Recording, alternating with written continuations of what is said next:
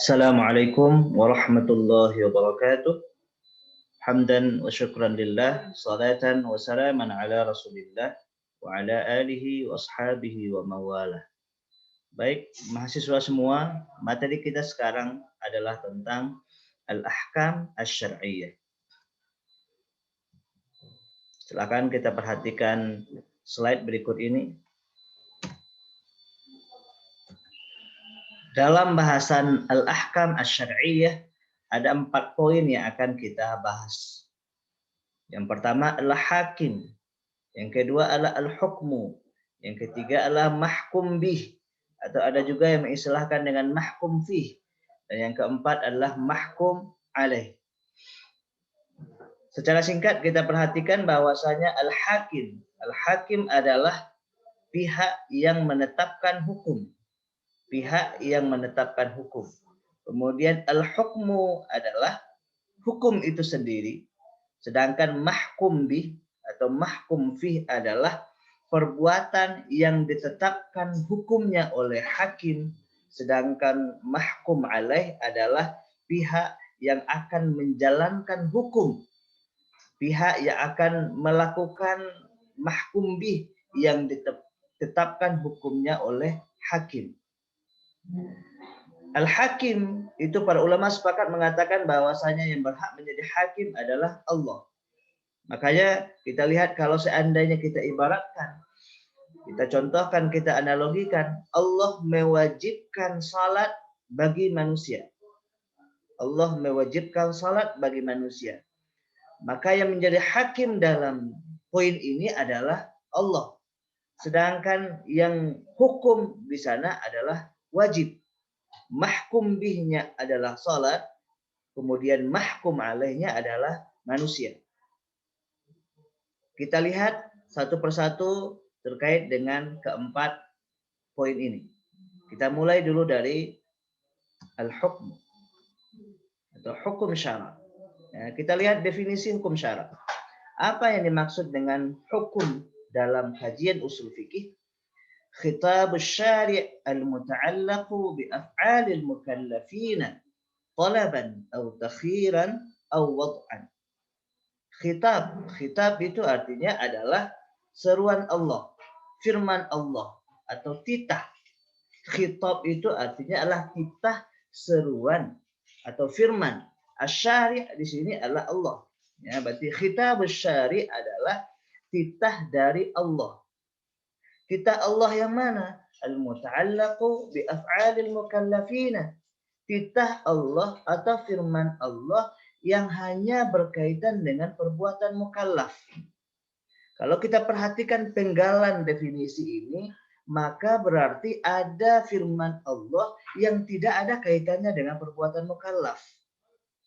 Kira-kira contoh dari khitab syari' atau firman Allah yang tidak ada kaitannya dengan perbuatan mukallaf adalah banyak sekali.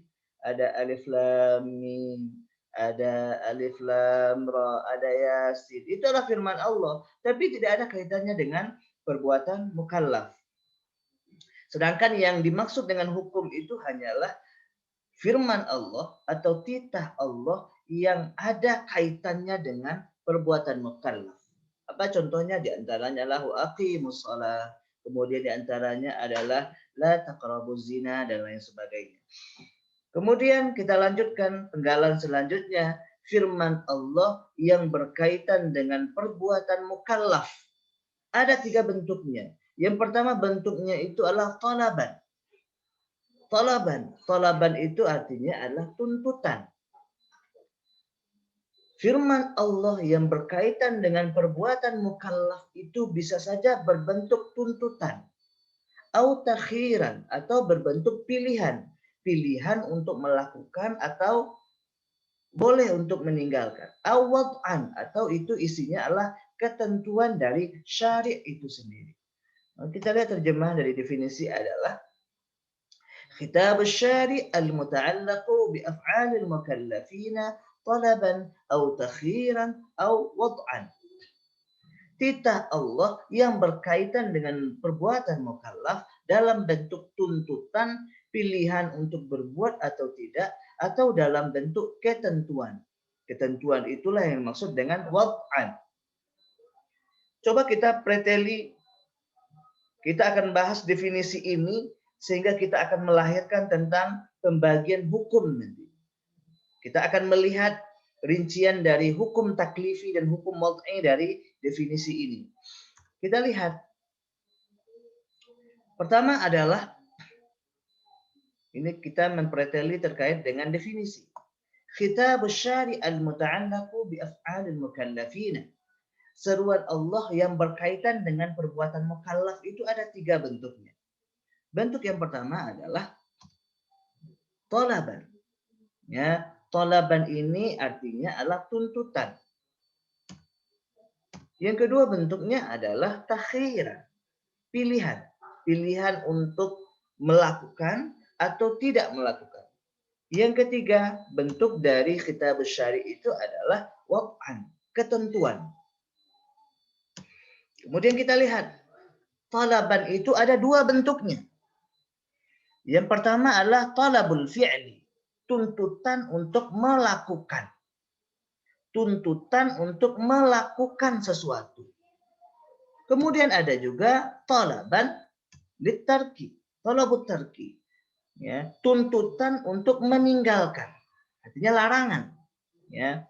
Jadi tuntutan itu ada 2. Pertama adalah tuntutan untuk melakukan. Yang kedua adalah tuntutan untuk meninggalkan. Tuntutan untuk melakukan itu artinya adalah perintah. Kemudian tuntutan untuk meninggalkan itu artinya adalah larangan. Kita lihat ternyata tuntutan untuk melakukan itu dibagi pula menjadi 2. Yang pertama adalah jazman. Ya, talabul fi'li jazman, tuntutan untuk melakukan sesuatu yang bersifat tegas dan paksa. Ada juga tuntutan untuk melakukan sesuatu itu tapi tidak tegas dan tidak paksa di sana. Talabut tarki, tuntutan untuk meninggalkan pun seperti itu. Ada yang tegas, paksa, ada yang tidak tegas. Maka tuntutan untuk melakukan sesuatu yang bersifat tegas ini akan melahirkan hukum yang dinamakan dengan ijab. Perbuatan yang hukumnya itu ijab dinamakan dengan wajib. Kemudian tuntutan untuk melakukan sesuatu tapi sifatnya tidak tegas, perintah yang sifatnya tidak tegas melahirkan sebuah hukum yang dinamakan dengan nadab. Perbuatan yang hukumnya nadab itu dinamakan dengan mandu. Kemudian talabut tarki, tuntutan untuk meninggalkan sesuatu yang sifatnya tegas itu melahirkan sebuah hukum yang bernama tahrim. Perbuatan yang hukumnya itu adalah tahrim dinamakan dengan haram. Kemudian tuntutan untuk meninggalkan sesuatu yang sifatnya tidak tegas itu contohnya melahirkan sebuah hukum yang bernama karahah. Perbuatan yang hukumnya karahah itu dinamakan dengan makruh. Jadi ijab, nadab, tahrim dan karahah itu adalah hukum yang dihasilkan dari talaban, tuntutan. Kemudian takhiran, pilihan untuk melakukan sesuatu itu melahirkan satu hukum. Hukum itu dinamakan dengan al-ibahah. Al-ibahah. Perbuatan yang hukumnya ibahah itu dinamakan dengan mubah. Ya. Makanya kita lihat al-ijab, ada an-nadab, ada at-tahrim, ada karahah, ada al-ibahah. Selanjutnya kita lihat hukum yang dihasilkan dari tuntutan Allah atau seruan Allah. Firman Allah yang berkaitan dengan perbuatan mukallaf yang bentuknya itu ketentuan atau wad'an itu melahirkan beberapa hukum. Yang pertama hukumnya adalah sabab. Sebab. Ya, apa itu sebab? Ya, sebab itu adalah sesuatu yang adanya membuat hukum ada. Sesuatu yang adanya membuat hukum ada. Artinya apa? Kalau sebab ada, hukum ada. dan tidak adanya membuat hukum tidak ada. Jika sebab tidak ada, maka hukum juga tidak ada. Ya, makanya sebab itu adalah sesuatu yang adanya membuat hukum ada, dan tidak ada membuat hukum pun tidak ada. Apa contohnya? Contohnya adalah terbenamnya matahari adalah sebab dibolehkannya berbuka puasa. Jika matahari sudah terbenam, maka hukum berbuka puasa ada. Diperbolehkan untuk berbuka puasa, bahkan diwajibkan untuk berbuka puasa. Tidak boleh menunda-nunda buka puasa. Namun jika matahari tidak terbenam atau bahkan tak terbenam lagi, maka buka puasa tidak ada. Atau contoh yang lain adalah bergesernya matahari ke arah barat merupakan sebab adanya hukum sholat zuhur. Jika matahari sudah bergeser ke arah barat, maka sholat zuhur ada. Namun jika matahari tak bergeser-geser, tetap di tengah itu matahari, maka sholat zuhur tidak ada. Maka bergesernya matahari ke arah barat itu adalah sebab adanya sholat zuhur.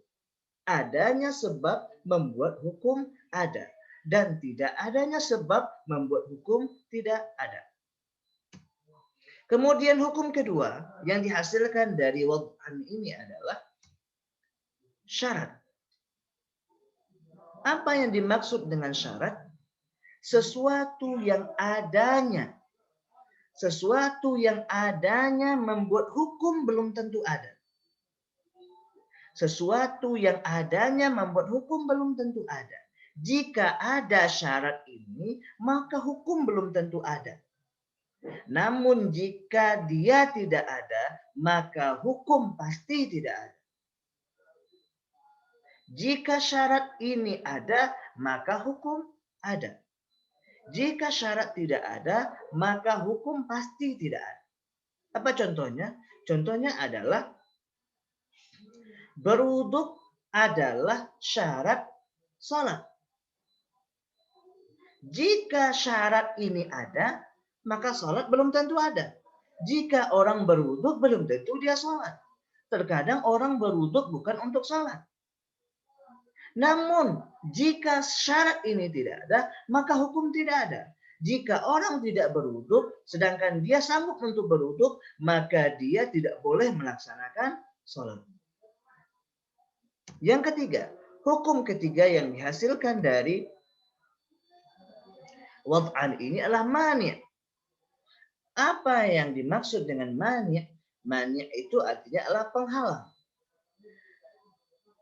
Sesuatu yang adanya membuat hukum pasti tidak ada. Adanya membuat hukum pasti tidak ada. Ada mani', hukum tidak ada. Namun tidak adanya mani' membuat hukum belum tentu ada. Adanya mani' membuat hukum pasti tidak ada. Tapi tidak adanya mani' membuat hukum pasti tidak ada. Apa contohnya? Adanya mani' membuat hukum pasti tidak ada. Sedangkan tidak adanya mani' membuat hukum belum tentu ada. Contoh, membunuh adalah penghalang dari mendapatkan warisan. Umpamanya seorang cucu membunuh neneknya atau membunuh kakeknya.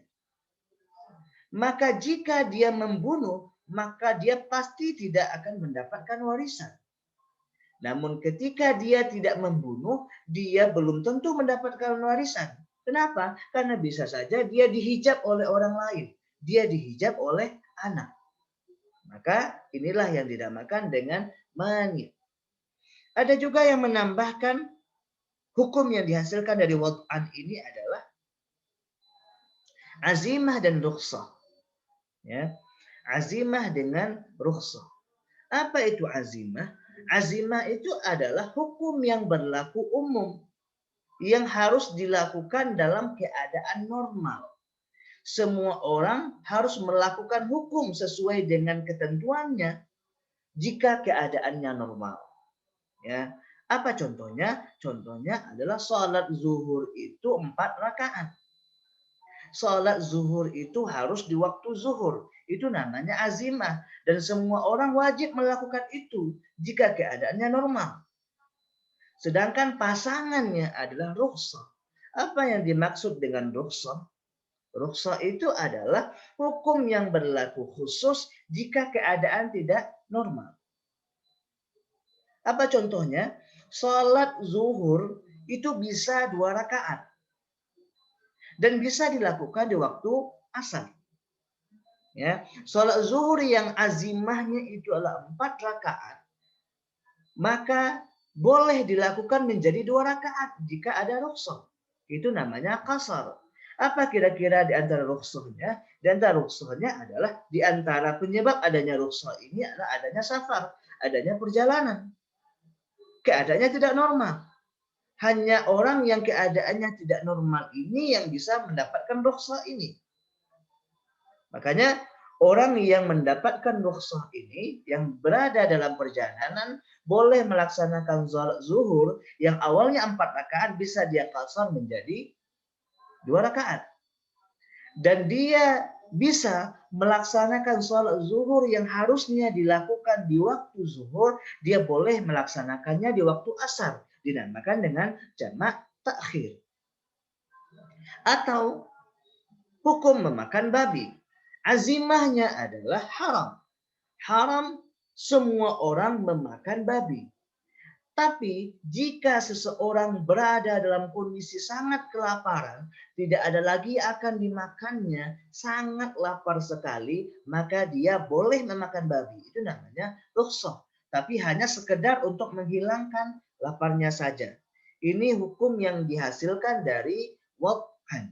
Kemudian hukum lain yang dihasilkan dari wad'an ini adalah ada sihah, ada fasad, ada butlan. Ada sah, ada fasid, ada batal. Kapan itu sah? Sah itu adalah kondisi sesuatu, kondisi suatu ibadah atau satu akad jika rukun dan syaratnya lengkap semuanya. Jika rukun dan syaratnya terpenuhi, maka namanya sah. Maka ibadah itu sah. Maka akad itu sah. Kemudian fasad. Kapan itu fasad? Ya, kapan itu butlan? Ya, sebagian ulama menyatukan antara fasad dengan butlan. Ya, tapi ada memisahkan antara fasad dengan butlan. Artinya apa? Sebagian ulama ada mengatakan antara fasid dengan batal sama saja.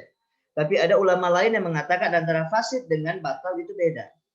Ya, kalau sah itu jika rukun dan syaratnya terpenuhi semuanya. Sedangkan fasad itu jika rukunnya terpenuhi namun syaratnya ada yang bermasalah. Itu namanya fasad. Kalau dalam akad namanya akad fasid.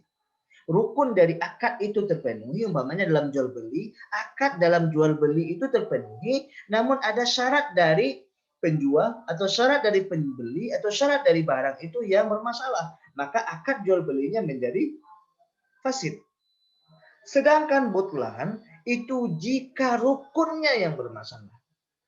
Jika dalam jual beli rukunnya bermasalah, maka akad jual belinya batal. Kalau kita lihat 3 istilah ini, sah itu jika rukun dan syarat terpenuhi, fasid atau fasad itu jika rukun terpenuhi namun syarat bermasalah, sedangkan batal adalah rukunnya sendiri yang bermasalah. Terkait dengan hukum wad'an, hukum yang dihasilkan dari wad'an ini, ada sebagian ulama yang mengatakan hukum yang dihasilkan dari wad'an itu hanya 3, sebab, syarat, dan mani'. Sedangkan mereka mengatakan azimah, rukhsah, sihah, fasad, dan butlan itu tidak termasuk ke dalam pembagian hukum yang dihasilkan dari wad'an. Tetapi sebagian ulama memasukkan azimah dan rukhsah, fasad, sihah, fasad, dan butlan kepada hukum wad'an. Inilah kira-kira gambaran dari kitab syari' yang berkaitan dengan perbuatan mukallaf. Kita lihat selanjutnya. Hukum yang dihasilkan dari khitabus syari' yang berkaitan dengan perbuatan mukallaf yang bentuknya talaban dan takhiran itu melahirkan hukum ijab, nadab, tahrim, karahah, ibahah. 5 hukum. Dan 5 hukum itu dinamakan dengan hukum taklifi. Hukum taklifi. Ya. Sedangkan hukum yang dihasilkan dari kitabus syari' yang berkaitan dengan perbuatan mukallaf yang berbentuk ketentuan ada 5 di sini. Sabab, syarat, mani, azimah dan rukhsah, sihah, fasad dan butlan itu dinamakan dengan hukum wad'i. Hukum wad'i. Dikira seperti inilah hasil jika kita menjabarkan definisi tentang hukum tadi. Kita lihat selanjutnya, masih terkait dengan pembagian hukum. Ya, ini pengulangan saja, tapi kita dengan menggunakan bahasa Indonesia dengan ranji yang berbeda. Hukum itu dibagi menjadi 2. Yang pertama adalah hukum taklifi. Kemudian hukum taklifi itu ada ijab, ada nadab, ada tahrim, ada karahah, ada ibahah. Apa itu ijab? Ya, kita lihat yang tadi. Kita kembali lagi kepada yang tadi. Firman Allah atau titah Allah yang berkaitan dengan perbuatan mukallaf yang berbentuk tuntutan untuk melakukan yang bersifat tegas. Apa itu nadab? Titah Allah yang berkaitan dengan perbuatan mukallaf yang berbentuk tuntutan untuk melakukan tapi tidak tegas. Apa itu tahrim? Seruan Allah yang berkaitan dengan perbuatan mukallaf yang berbentuk tuntutan untuk meninggalkan yang bersifat tegas. Apa itu karahah? Seruan Allah atau firman Allah yang berkaitan dengan perbuatan mukallaf yang berbentuk tuntutan untuk meninggalkan namun tidak tegas. Apa itu ibahah? Ibahah adalah perbuatan firman Allah yang berkaitan dengan perbuatan mukallaf yang berbentuk pilihan untuk melakukan atau meninggalkan. Kemudian hukum wad'i. Sebab. Apa itu sebab? Ya, sesuatu yang adanya membuat hukum ada. Namun jika sebab ini tidak ada, maka hukum tidak ada. Kemudian syarat. Ya, apa yang dimaksud dengan syarat? Syarat adalah sesuatu yang adanya membuat hukum belum tentu ada. Tapi tidak adanya syarat membuat hukum pasti tidak ada. Kemudian mani. Apa yang dimaksud dengan mani? Mani itu penghalang. Sesuatu yang adanya membuat hukum pasti tidak ada. Sedangkan tidak adanya mani membuat hukum belum tentu ada. Kemudian ada sah, batal, dan fasad. Ya, apa itu sah? Jika rukun dan syaratnya terpenuhi. Apa itu batal? Jika rukunnya bermasalah. Apa itu fasad? Jika rukunnya lengkap tapi syaratnya bermasalah. Yang kelima adalah azimah dan rukhsah. Apa itu azimah? Azimah itu adalah hukum yang berlaku umum dalam keadaan normal. Apa itu rukhsah? Hukum yang berlaku khusus jika keadaannya tidak normal. Kita lihat pembagian definisi hukum taklifi. Kita sudah masuk tadi kepada penjelasan secara rinci. Kita mulai dari definisi. Sekarang kita lihat yang hukum taklifi itu apa sebenarnya. Seruan Allah yang berisi perintah untuk mengerjakan sesuatu atau perintah untuk meninggalkan. Ya, atau berisi pilihan untuk mengerjakannya atau meninggalkannya. Seruan Allah yang berkaitan dengan perbuatan mukallaf yang isinya adalah untuk melakukan perintah melakukan atau perintah meninggalkan atau pilihan untuk mengerjakan atau meninggalkan. Apa itu hukum wad'i? Hukum wad'i adalah seruan Allah yang bertujuan untuk menjadikan sesuatu menjadi sebab, syarat atau penghalang untuk sesuatu yang lain. Sebab, syarat, penghalang bagi sesuatu yang lain. Jenis hukum ini dinamakan dengan hukum wad'i. Kenapa? Karena mengikat 2 hal. Ya, ada 2 hal yang diikat oleh hukum wad'i. Apakah ikatannya itu ikatan sababiyah, sesuatu menjadi sebab bagi yang lain, atau ikatannya itu adalah ikatan syartiyah, sesuatu menjadi syarat bagi sesuatu yang lain, ataupun ikatannya itu adalah ikatan mani'iyah, sesuatu menjadi penghalang bagi sesuatu yang lain yang ditentukan oleh Allah. Allah lah yang menentukannya. Artinya Allah lah yang menjadikan sesuatu menjadi sebab untuk yang lain, syarat untuk yang lain, atau menjadi penghalang bagi yang lain. Apa perbedaan antara hukum taklifi dengan hukum wad'i? Pertama, hukum taklifi berisi tuntutan untuk melakukan sesuatu atau tuntutan untuk meninggalkannya, atau bisa jadi berisi pilihan untuk mengerjakan atau meninggalkan. Sedangkan hukum wad'i tidak seperti itu, hanya menjelaskan bahwa sesuatu itu bisa jadi sebab, syarat, atau malah penghalang bagi sesuatu yang lain. Jadi menjelaskan, bukan menetapkan. Ya, bukan untuk memerintahkan. Kemudian yang kedua adalah perbedaannya, yang diperintahkan dalam hukum taklifi adalah sesuatu yang sanggup dikerjakan oleh mukallaf. Sedangkan hukum wad'i boleh saja di luar kemampuan mukallaf. Ya. Kita lihat syarat tadi, ya, atau sebab. Contoh sebab adalah bergesernya matahari ke arah barat merupakan sebab adanya sholat zuhur. Ya. Menggeser matahari itu di luar kemampuan manusia. Ya. Di luar kemampuan mukallaf, di luar kemampuan manusia. Tetapi kalau yang namanya sholat, yang namanya perbuatan hukum taklifi, yang diperintahkan, yang dilarang itu adalah suatu yang sanggup dikerjakan oleh mukallaf. Contohnya adalah sholat. Sholat itu adalah hukumnya wajib, ya, hukum taklifi. Maka itu boleh menjadi hukum taklifi. Kenapa? Karena sanggup dikerjakan oleh manusia. Hukum taklifi hanyalah berhubungan dengan mukallaf saja. Ya. Yang bukan mukallaf itu tidak boleh tidak melakukan hukum taklifi ini. Ya, orang gila atau anak-anak itu boleh tidak melakukan hukum taklifi. Bahkan kalau mereka melakukan hukum taklifi tidak akan ada nilainya. Sedangkan hukum wad'i berhubungan dengan manusia, mukallaf dan bukan mukallaf. Bergesernya matahari ke arah barat itu tidak hanya berkaitan dengan mukallaf saja, tetapi berkaitan dengan semua manusia. Inilah 3 perbedaan antara hukum taklifi dengan hukum wad'i. Selanjutnya kita lihat hakim. Jadi tadi adalah pembahasan tentang hukum. Definisi hukum, kemudian pembagian hukum, dibagi menjadi hukum taklifi dan hukum wad'i dengan segala penjabarannya, kemudian perbedaan antara hukum taklifi dengan hukum wad'i. Sekarang kita masuk kepada hakim. Apa yang dimaksud dengan hakim? Hakim adalah man sudira anhu al-hukm. Pembuat hukum, ya, atau man sudira anhu al-hukmu, pihak yang menjadi sumber hukum atau pembuat hukum atau penetap hukum. Semua ulama sepakat mengatakan bahwa yang membuat hukum itu adalah Allah. Ini merupakan manifestasi dari iman kepada Allah. Namun mereka berbeda pendapat tentang apakah manusia secara pribadi bisa mengenal hukum Allah dengan menggunakan akalnya, atau hukum Allah hanya bisa diketahui oleh manusia lewat perantara Rasul.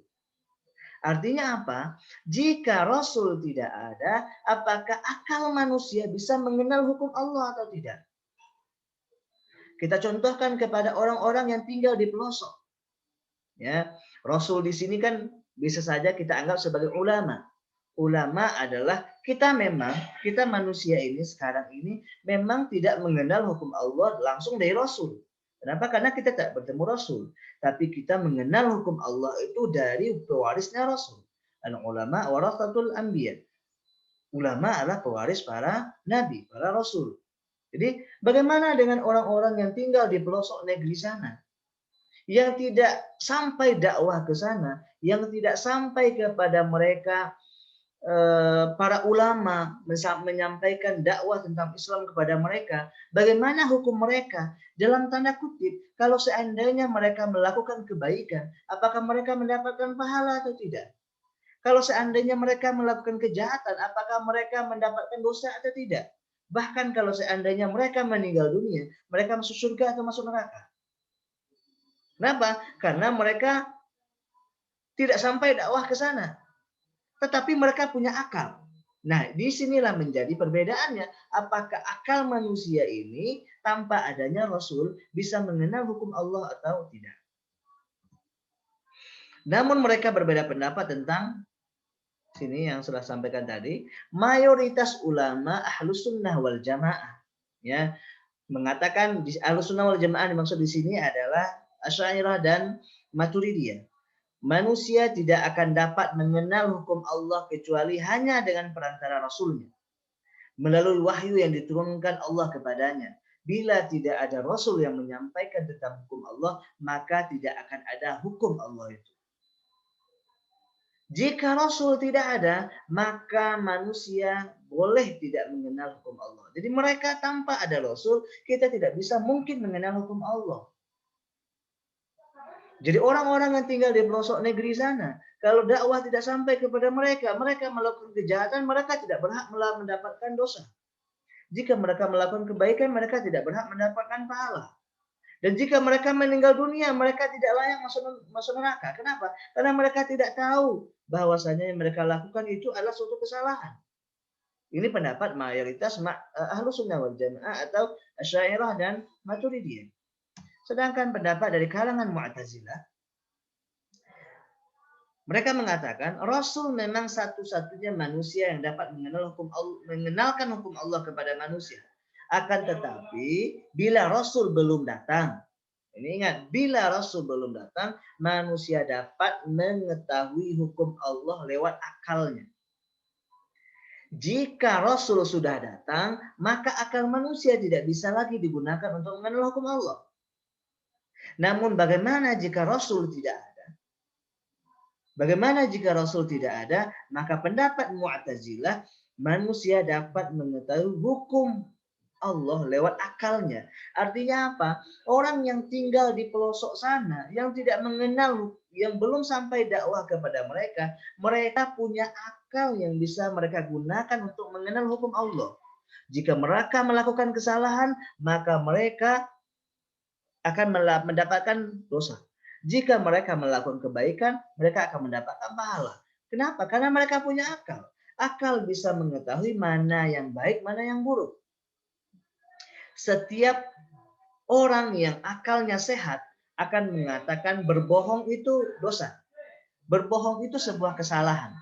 Setiap orang yang akalnya sehat akan mengatakan jujur itu adalah suatu kebaikan. Hanya menilai dengan akal. Inilah dua pendapat dari Ahlus Sunnah. Satu mengatakan akal tidak mungkin bisa mengenal hukum Allah, sedangkan Mu'tazilah mengatakan akal bisa saja digunakan untuk mengenal hukum Allah jika Rasul belum datang atau jika Rasul tidak sampai datang ke sana. Ini tentang hakim. Kemudian mahkum bi atau objek hukum. Apa yang dimaksud dengan mahkum bi? Fi'lul mukallafil ladzi ta'allaqal hukmu bihi. Perbuatan mukallaf yang dikenakan hukum. Ada beberapa syarat perbuatan mukallaf itu bisa dikenakan hukum. Ya, artinya ada beberapa syarat yang perbuatan Allah itu bisa diperintahkan atau bisa dilarangkan kepada manusia. Yang pertama adalah perbuatan itu memang benar-benar ada dan jelas keberadaannya. Dalam tanda kutip, tidak boleh Allah melarang manusia atau memerintahkan kepada manusia untuk melakukan sesuatu yang tidak ada. Yang kedua adalah perbuatan itu dapat diketahui oleh orang yang akan mengerjakannya.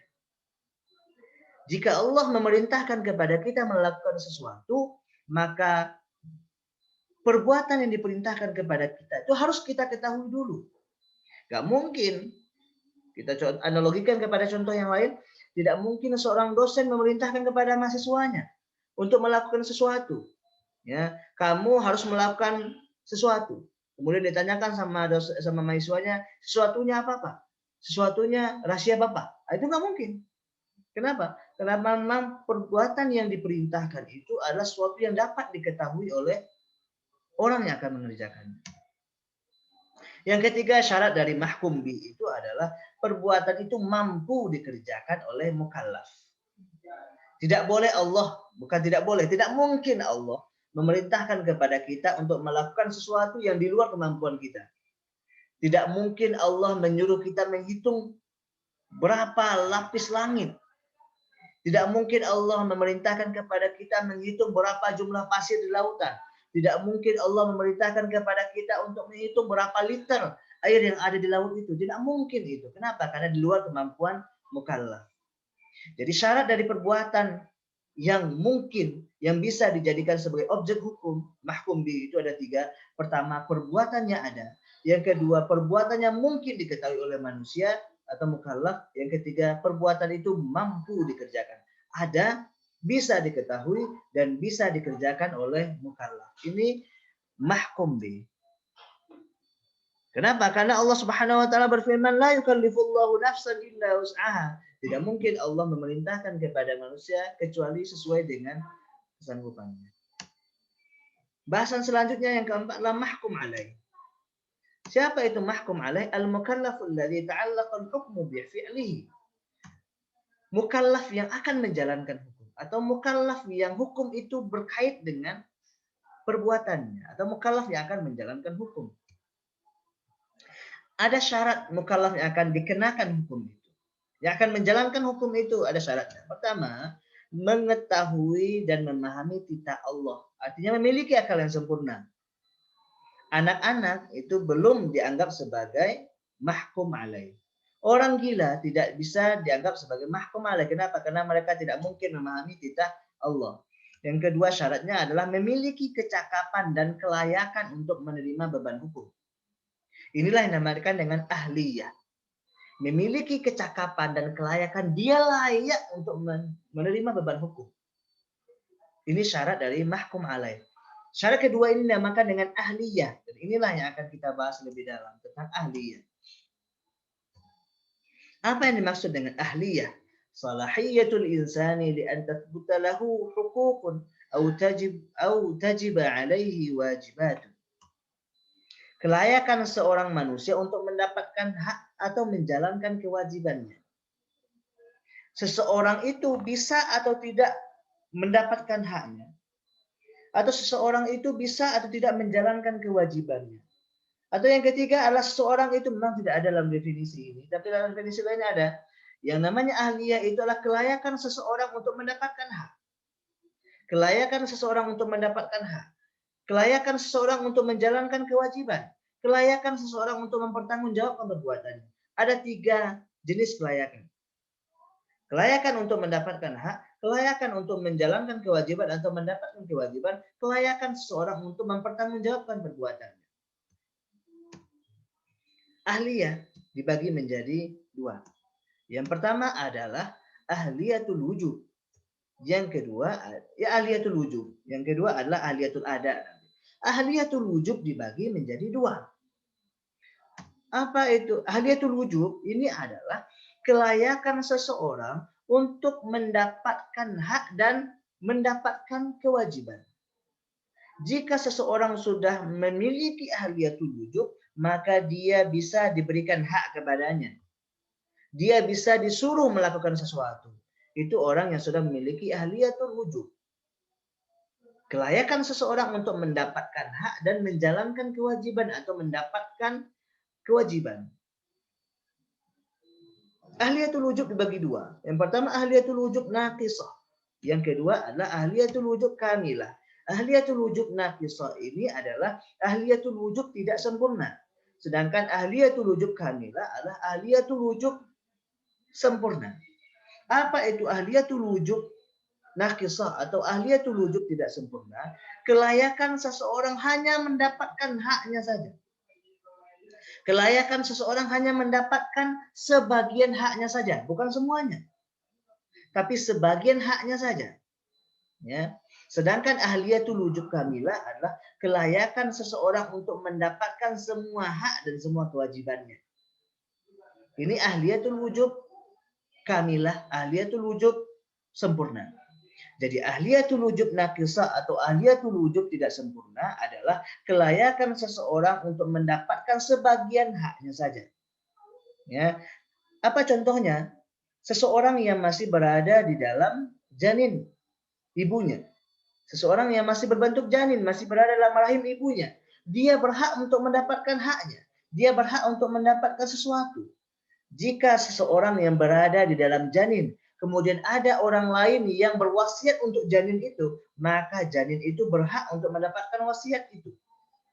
Hanya sebagian saja, tidak semua haknya bisa dia dapatkan. Ya. Kemudian apa contoh ahliyatul wujub kamilah? Ya, banyak sekali contoh ahliyatul wujub kamilah. Ya.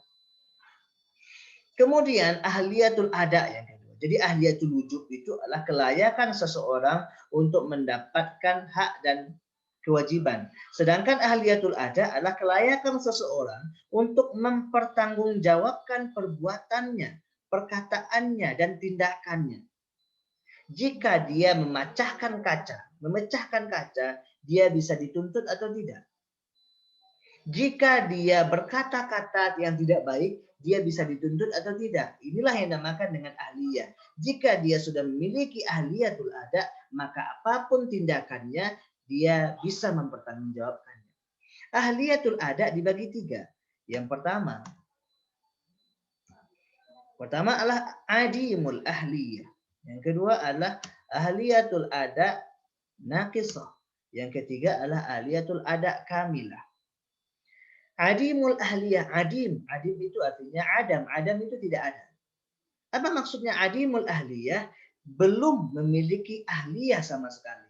Tidak memiliki kecakapan, tidak memiliki kelayakan untuk mempertanggungjawabkan semua tindakannya. Artinya apa? Sama sekali tidak layak untuk mempertanggungjawabkan perbuatannya.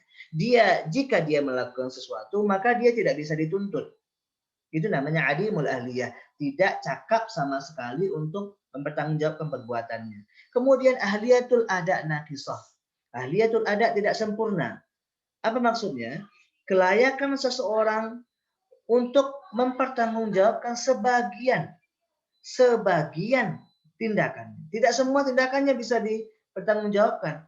Ya. Tidak semua tindakannya bisa berakibat hukum. Tetapi hanya sebagian saja. Kemudian ahliyatul ada kamilah, ahliyatul ada sempurna, kelayakan seseorang untuk mempertanggungjawabkan semua perbuatannya. Artinya apapun yang dilakukannya sudah bisa ditindak. Adimul ahliyah, ya. Kita lihat, kita masing-masing, kita perhatikan satu-satu. Kapan seseorang itu mendapatkan ahliyatul wujub naqisah? Kapan seseorang itu mendapatkan ahliyatul wujub kamilah? Kapan seseorang mendapatkan adimul ahliyah? Kapan seseorang itu berada di masa ahliyatul ada naqisah? Kapan seseorang itu berada di masa ahliyatul ada kamilah? Ahliyatul wujub naqisah adalah ketika seseorang berada dalam kandungan, ketika dia masih berada dalam kondisi janin. Dia bisa mendapatkan sebagian haknya saja. Ahliyatul wujub kamilah itu semenjak dia lahir sampai dia meninggal dunia. Adimul ahliyah semenjak dia lahir sampai dia mumayyiz. Mumayyiz ini adalah usia bisa membedakan mana yang baik, mana yang buruk. Kira-kira di usia sekitar 7 tahun. Tapi belum balik, ya, belum balik. Itu adimul ahliyah. Jadi anak kecil yang usianya 3 tahun, jika dia melakukan sesuatu maka dia tidak bisa dituntut. Jika dia melakukan suatu kesalahan dia tidak mendapatkan dosa. Jika dia melakukan kebaikan dia tidak mendapatkan pahala. Kemudian ahliyatul ada naqisah masanya itu adalah semenjak dari mumayyiz sampai dia balik. Anak usia 7 tahun atau 8 tahun atau 9 tahun yang belum balik itu jika dia membeli gorengan itu masih boleh. Jika dia membeli sesuatu yang masih enteng itu diperbolehkan. Tapi jika dia sudah membeli mobil itu nggak boleh. Ya, kenapa? Karena masih naqisah, masih belum sempurna ahliyatul adanya. Sedangkan ahliyatul ada kamilah itu mulai dari seseorang itu sudah balik sampai meninggal dunia. Inilah kondisi seseorang yang memiliki kelayakan untuk mendapatkan haknya, untuk mendapatkan kewajiban, untuk mempertanggungjawabkan perbuatannya. Hak dan kewajiban ada di ahliyatul wujub. Sedangkan mempertanggungjawabkan perbuatan itu ada di ahliyatul ada. Tapi terkadang ada seseorang yang sudah berada dalam usia, sudah berada dalam fase ahliyatul wujub dan ahliyatul ada tadi, Namun terkadang ahliyahnya menjadi hilang atau ahliyahnya menjadi gugur. Ada seseorang yang sudah usianya 30 tahun. Dia sudah balik, ya. Dia sudah balik tapi dia tidak bisa mempertanggungjawabkan perbuatannya. Ya, itu namakan dengan awarid ahliyah. Apa itu awarid ahliyah? Sesuatu yang menggugurkan atau sesuatu yang merusak kecakapan. Kecakapan yang awalnya ada, dengan adanya awarid ini, maka kecakapannya menjadi hilang. Kelayakannya menjadi hilang. Awarid ahliyah itu dibagi dua. Yang pertama adalah awarid samawiyah. Awarid samawiyah ini artinya adalah sesuatu yang menggugurkan kelayakan.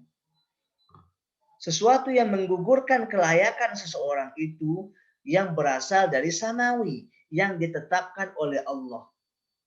Jadi awarid samawiyah itu sesuatu yang menggugurkan kecakapan seseorang. Awalnya seseorang itu sudah layak atau sudah cakap, namun dengan adanya awarid samawiyah ini, maka dia menjadi tidak cakap. Awarid samawiyah ini adalah sesuatu yang menggugurkan kelayakan seseorang yang merupakan takdir dari Allah. Apa saja itu contohnya? Di antaranya adalah gila. Gila itu bukan karena usaha manusia, tapi takdir dari Allah. Orang idiot. Orang idiot terkadang memang dia sudah berusia 30 tahun. Tapi karena takdir dari Allah, karena sayang dari Allah, dia ahliyahnya menjadi hilang. Atau ahliyahnya menjadi tidak ada. Orang gila, ya pun seperti itu. Sebenarnya di usia itu dia sudah memiliki ahliyah. Tapi karena dia ditakdirkan oleh Allah, diberikan oleh Allah sebuah penyakit yang membuat dia gila, maka ahliyahnya menjadi hilang. Kemudian lupa, terlupa. Ya, terlupa. Takdir dari Allah. Kemudian ketiduran. Ya, makanya orang yang ketiduran ya, boleh melaksanakan sholat subuh kapanpun dia bangun. Ya, walaupun dia bangun jam 7, maka dia boleh salat zuhur jam 7 itu. Dengan syarat dia ketiduran. Bukan sengaja tidur. Ya.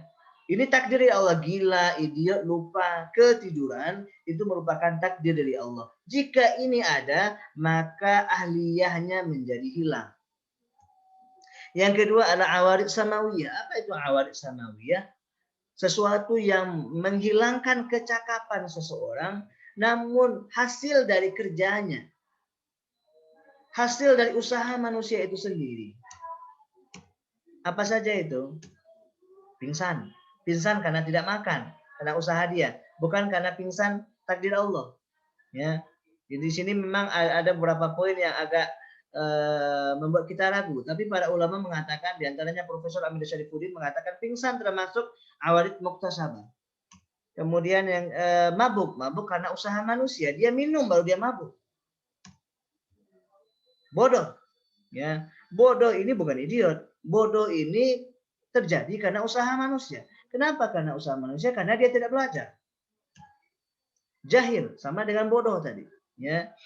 Ya, jahil ini tidak tahu. Kalau bodoh tadi memang identik bodoh itu lebih dibandingkan dengan jahil. Jahil ini nggak tahu, ya. Kalau seandainya seorang mahasiswa, seorang dosen mengatakan kepada mahasiswanya, mana tugas Anda? Kemudian kata mahasiswanya, saya tidak tahu Pak. Ya, salah dosen atau salah siapa? Salah mahasiswa. Kenapa? Kenapa dia tidak mencari tahu? Kenapa Anda tak mencari tahu? Tersalah. Ya, memang kesalahan yang dilakukan sendiri. Ya, terpaksa. Memang dia atau terpaksa ini karena usaha dari orang lain, karena orang lain yang memaksanya, bukan takdir Allah. Kemudian dalam perjalanan ini karena usaha kita sehingga membuat awal kita menjadi hilang. Ya, terkadang adanya membuat rukhsah menjadi ada. Kemudian sakit, ya sakit.